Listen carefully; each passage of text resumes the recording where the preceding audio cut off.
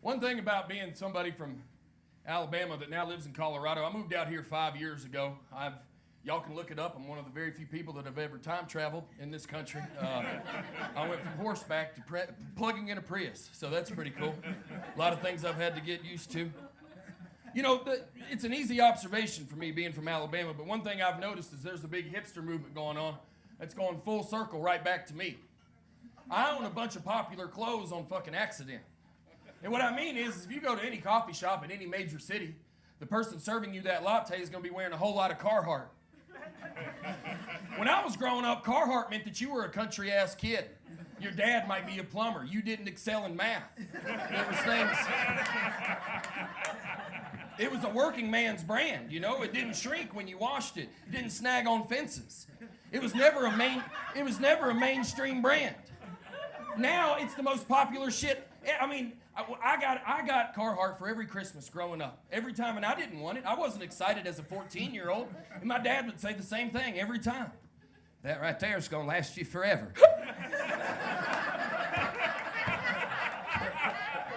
And some of y'all are gonna really relate to this, but when you're 14 years old, you don't want coveralls for Christmas. My family was so worried about me getting a girlfriend. I'm like, Dad, I'm wearing coveralls, driving your truck, Mom makes my lunch. People think I've got a family, my man. I mean, they think I'm clocking in this motherfucker.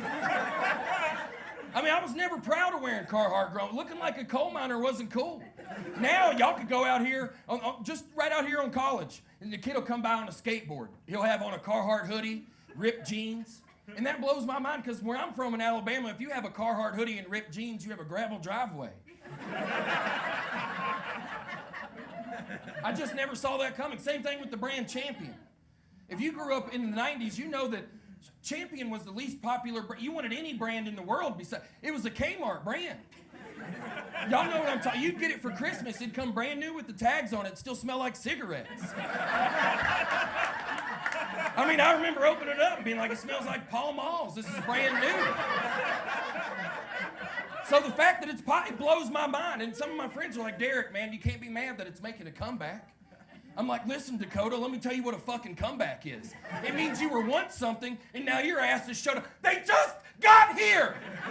It would be like next week if Faded Glory went fucking bonkers. Do you hear me? It's the same thing, rags to riches. What's going on? I mean, all these things I got made fun of for growing up is the coolest shit ever. When I was in high school, if your jeans didn't touch your shoes, you could forget about having sex. It meant that you were flooding, you motherfucker. Now, you better show some fucking socks around here. I mean, I've never seen, do you know what we used to call it back in the day? Capris! They were capris!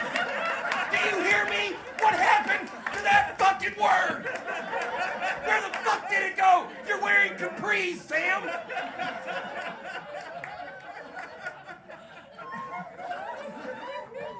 I know I sound like I'm 106. I get it. Shit's mind-blowing.